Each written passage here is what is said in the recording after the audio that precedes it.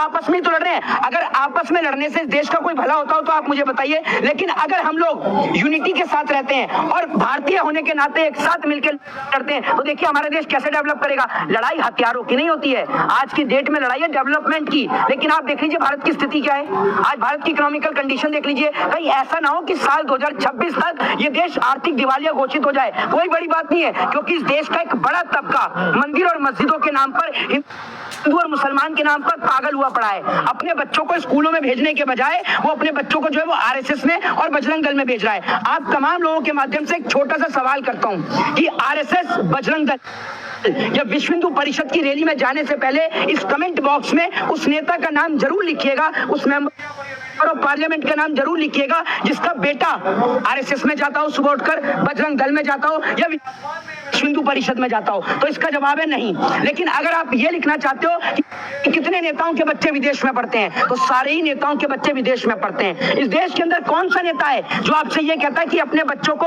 RSS, Bajrang Dal या विश्व हिंदू परिषद में भेजने के बजाय अपने बच्चों को डॉक्टर बनाए, इंजीनियर बनाए, आईएएस और आईपीएस बनाए? वो ये नहीं कहेंगे, क्योंकि वो जानते हैं कि एक व्यक्ति बिना मंदिर या मस्जिद में गए इस देश का संविधान लिख देता है और उनका नाम था बाबा साहब भीमराव अम्बेडकर। वो व्यक्ति जानते हैं कि कलम की ताकत क्या है। तो आप अपने बच्चों को कलम की ताकत बताए बिना आप उनको मंदिर और मस्जिद की ताकत में उलझा के रखे हैं। लेकिन आरटीआई लगाई गई तो जो ईवीएम बनाती है कंपनी, इन्होंने जिम्मेदारी लेने से मना कर दिया। क्या हमें कोई मतलब? मैं आपसे ये चीज कहता हूँ कि जो चीज विदेश में बंद कर दी जाती है उसको हमारे देश में क्यों लागू किया जाता है? बताइए ना आप मुझे। ऐसे तमाम प्रोडक्ट हैं जो विदेश के अंदर बैंड है, जो सेहत के लिए काफी हानिकारक भी हैं, लेकिन उन्हें भारत देश के अंदर बेचा जाता है। क्या हमारे देश के लोगों की जान इतनी सस्ती है? ईवीएम को जिस देश ने बनाया उसने बैन कर दिया, भारत में क्यों चालू कर रखा है? किस लिए चालू कर रखा है? जरा सवाल का जवाब दें। दूसरी बात ये, पैसा और समय ज्यादा लगेगा, वही कह रहे हैं ना। लेकिन नहीं, पैसा, एक बात मुझे बताइए, ये पैसा तो नेताओं के बाप का नहीं है, ये पैसा तो हमारा और आपका है जो हम टैक्स के तौर पर इस्तेमाल करते हैं। और इस देश में सबसे बड़ा हक और अधिकार है हमारे पास वोट डालने का राइट।